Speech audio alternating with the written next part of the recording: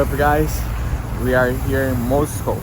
I'm fighting tomorrow, and we just finished a training session. I'm here with my friends, Ivan, Us. We are going to eat and see a little bit of the city. It's exactly 3 p.m. here.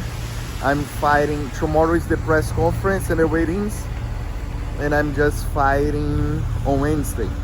So I still have like almost 2 days to my fight, you know. I'm gonna try to show you guys a little bit of the city and a little bit of my train. Okay, my body feels good. The pain in the back is not there anymore, so free from pain. Had some good rounds today. I think I did around 8 rounds of 5 minutes, you know. Good train, good pace. It's so cold here. I felt a little bit of the lungs burning, but overall everything's good, you know. So let's do it. What up, guys? I'm here with Ivan. Yeah. Nice to meet you guys. We are walking in Moscow. Here is the church. Yes, there is a big clock over there. And we just been walk around knowing the city. I really like Moscow. It's a beautiful city. They have beautiful architecture, but it's cold in here this time of the year. Man, the sun is not even out, and it's like 1 p.m. right now. It's crazy. I barely saw the sun actually today. Guys, fun fact about Moscow, Russia, is that Christmas here is January 7, you said, right? Yeah. That's Not funny. the same as in US. US, Brazil, yes. So Christmas here is January 7. It's after New Year's. So that's why like everything's out for New Year's already. Of another one. It's Old New Year. It's on January 14th because they changed the calendar at some point. So then it was 1st of January then, but then it became 14th of January. So we also celebrate the Old New Year. So we have Okay. like three holidays. Three New Year, holidays, right? Christmas and Old New Year. That's what you're saying, that you guys get like 12 Yeah, days? yeah, Oh, 12 okay. days. This is church.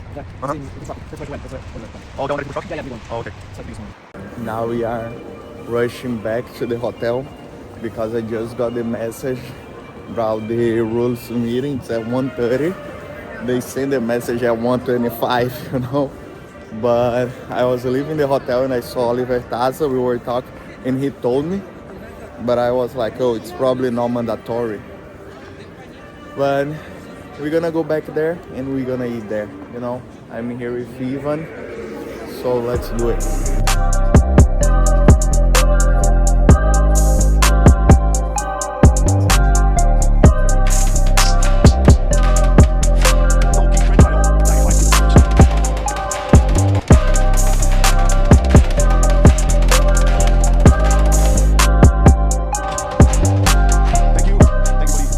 What up, guys? For this video, I decided to do something different, you know. I never brought to you guys a technique breakdown, a fight breakdown. And for this one in Russia, I decided to do so.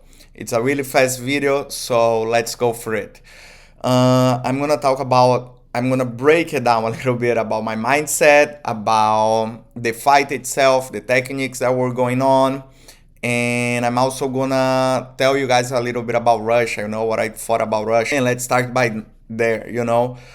I really like it, Russia. It's a really cool place. It's a really cool country, you know.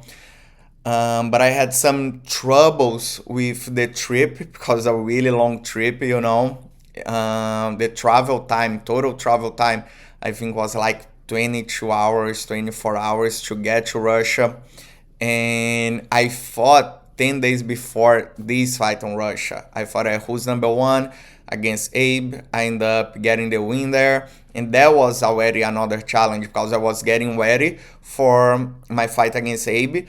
And then 10 days after, I was going to fight a different guy that I didn't find any videos of him online. I searched everywhere. He won a lot of world championship in Russia, but I couldn't find none of his fights. And the fights that I fought, that I found, I saw he fighting in the gi. I didn't see any of his fights in no gi. In the gi, I saw that he was playing a lot of close guard, bottom close guard. I saw that he was doing a lot of pressure passing, double unders, over under. And that was pretty much it. And I also saw that he had a good wrestling.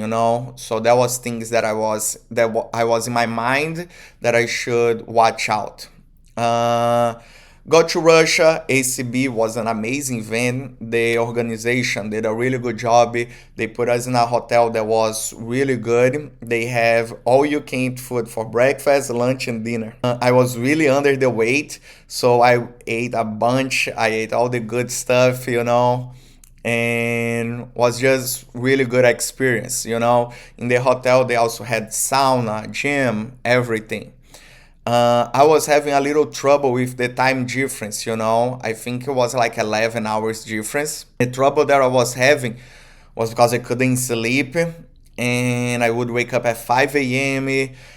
and then try to stay awake the whole time. I remember that during the press conference, man, I was almost asleep. I was fighting myself to stay awake. So that was one of the troubles that I had. So the day of my match, I remember that I tried staying in the bed the whole time. I woke up, was like 6:30 a.m. I got my breakfast, I ate a little bit, then I went back to the bed, stayed in the bed until like noon or 1 p.m. Then I woke up, I did a training session with Sensei Shanji and with Victor Doria. Was really cool also training with Victor Doria. He was really strong, heavy on the top. He showed me also some good details that I've been using now, that he showed me from the close guard, the way that he blocks the elbow, really good details.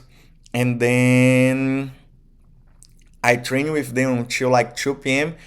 Went to bed, stayed in bed until like 5 p.m. Then I went to the event and I fought around like 8 p.m. I think. So that was a really cool experience. And let's go to the fight now. So pretty much, guys, what I was telling you guys is that, man, Russia was nice. Even this environment was a little different, because if you see, there is a lot of kids around and a lot of people, and they were trying to all shake my hands. And in the US that doesn't happen a lot, and they were screaming my name, Felipe, high five, high five, high five.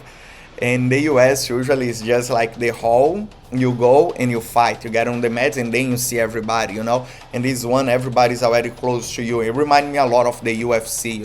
So you give couples high five, and that's already a different experience for me.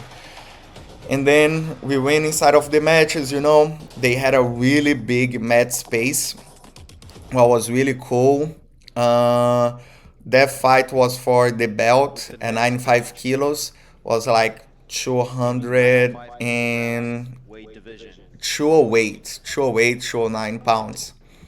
So they had a problem right in the beginning, right there, and we had to wait on the mat so they could fix it. I think it was something with the scoreboard or something like that. So then we stay on the mats there. The funniest thing is that Walter Walker, the guy from the UFC, he was there and he was sitting down right in the first row. I remember that I watched him on the UFC. I watched his video. He's a super funny guy. So it was really cool that the first person that I saw was him right at the first row. There he is. And so that was a really funny thing to happen. I would never expect it to see like a Brazilian UFC fighter all the way in Russia. And he's doing really good at the UFC.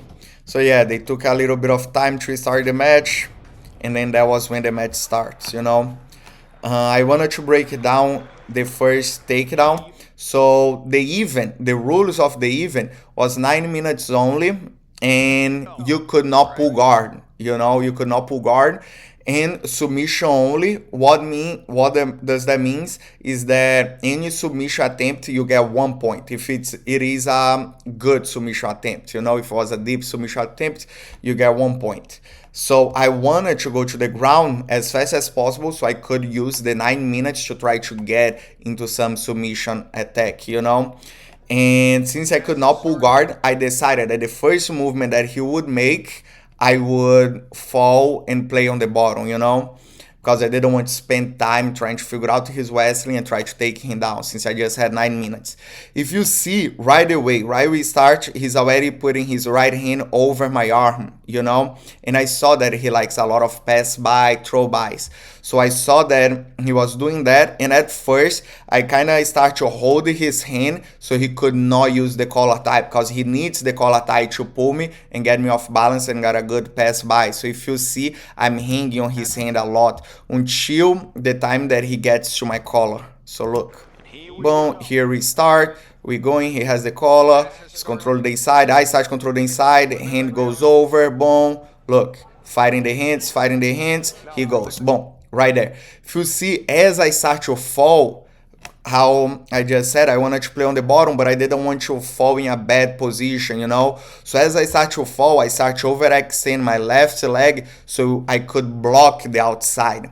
What I mean by that, I didn't want him to go around my legs and fall into my back or side control. So I already started to block his body so he could not go around. And that happened. He felt kind of like on a half guard situation. He was putting some pressure. But if you see, I was putting frame, but I was also feeling that he was pulling away. So instead of framing, I decided to hug him so he doesn't go that much far from me. And with my right hand, I was doing a wrist control right here and controlling his right arm. So here, I start to feel that he stayed really low on my body. He was not controlling my upper body.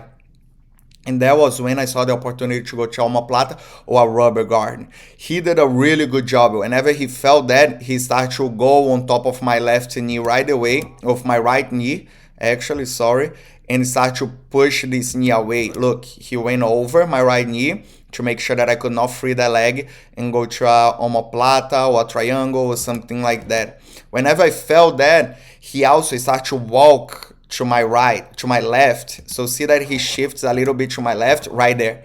That was when I used my right hook to put him off balance and get a good sweep.